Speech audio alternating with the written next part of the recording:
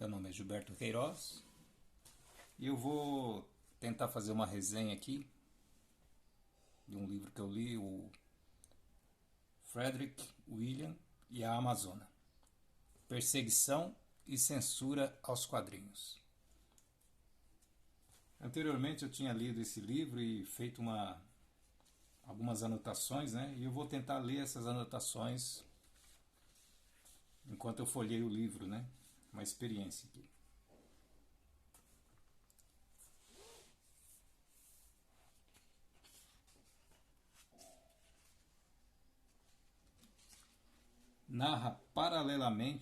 O livro narra paralelamente a vida de dois psiquiatras, Frederick Wertham e William Moulton Marston. Desculpe a pronúncia aí, viu? O primeiro é conhecido dos leitores de quadrinhos de forma negativa, geralmente. O segundo, com um legado e atitude mais positivo perante os quadrinhos. É um livro bonito de se ver, com um desenho detalhista e um bom ritmo. Eu levei um pouco mais de 1h30 para ler as pouco mais de 80 páginas. A HQ termina na página 92 e há ainda os extras com detalhes de bastidores, aproximadamente 20 páginas, com desenhos, fotos, etc. Descobre-se na HQ que Frederick Wertham não era uma má pessoa, apenas tinha uma visão equivocada perante a questão da delinquência juvenil da época. Ele fazia trabalhos assistenciais, filantrópicos, acompanhava casos de assassinos seriais, etc. William Moulton era uma figura que buscava deixar sua marca no mundo, né? E ter sucesso. Participou da criação e implantação do detector de mentiras junto ao FBI. E, entretanto, ele é mais conhecido do público por ter criado a Mulher Maravilha. O quadrinho é um retrato da época na sociedade americana. Eu não estudei a profundo, mas no pós-guerra, a paranoia da caça aos comunistas e inimigos dos bons costumes estava no auge. Eu estou lendo outro livro, a biografia de Dalton Trumbo, roteirista de Hollywood que, junto com outros 9 parceiros, foi condenado por desacato ao Congresso e preso, banido oficialmente dos grandes estúdios. Trumbo se reergueu escrevendo meio que clandestinamente. E era um período que tinha esse estigma de caça aos comunistas, né, aos inimigos do Estado e tal. O Comics Code Authority foi uma autocensura das grandes editoras e um meio de permanecer do mercado. De quebra, ainda conseguiram tirar do mercado editoras que na época vendiam muito mais e tinham um material com forte apelo comercial, como a EC, por exemplo, que publicava quadrinhos de terror e crime. Basicamente, a partir do código de ética, as HQs ficaram açucaradas, entre aspas. O terror e crime foram banidos. Começou-se a cogitar HQs de alienígenas, ficção científica e a volta de muitos super-heróis. Houve consequências lá e aqui no Brasil. Aí se lançou com grande sucesso a Mad, revista de humor.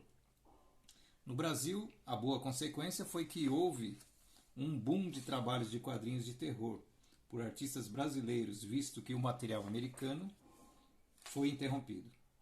Criou-se assim uma boa tradição de quadrinhos de terror no Brasil. O quadrinho disponível na Amazon cumpre bem seu papel.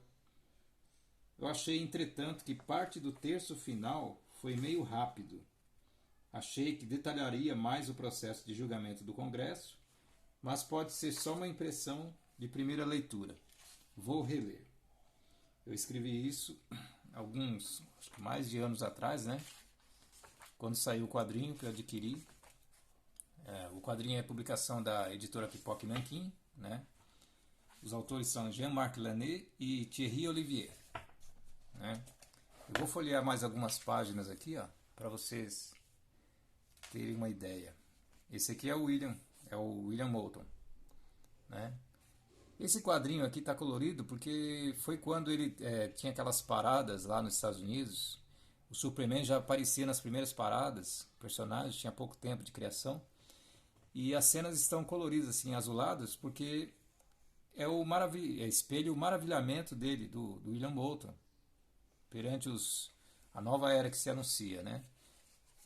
Quando o quadrinho aparece colorido assim de forma sanguínea, vermelha, geralmente faz alusão ao Frederick, que de certa forma é o vilão, né? O vilão dos quadrinhos. Então são algumas reminiscências dele, né? Ele chega a Nova York. Eu preciso reler, na verdade, eu não lembro bem os detalhes. Mas é bem interessante, que é o período de 40 a 45, o impacto do Adolf Hitler, né, na sociedade, no mundial, né? O quadrinho é belíssimo, as artes são bem interessantes, a arquitetura dos cenários, o detalhe é bem Nova York, é a grande cidade e tal, as grandes cidades. Eu não vou editar esse livro, provavelmente vou estar falando algumas abobrinhas, mas tá valendo, né? Ele é produzido em forma de sépia. Aqui nesse quadrinho, quando William Bolton morre, não é spoiler, né? Todo mundo sabe que já tem um tempo e tal. O quadrinho se mostra nesse tom esverdeado, né? É um quadrinho esverdeado. Aqui são as duas mulheres dele, porque o criador da Mulher Maravilha, ele vivia com duas mulheres, né? Todo mundo sabe disso. Ele vivia com duas mulheres. E um pouco da mitologia da Mulher Maravilha vem dessas mulheres que viviam com ele, né? Essas duas esposas que ele tinha.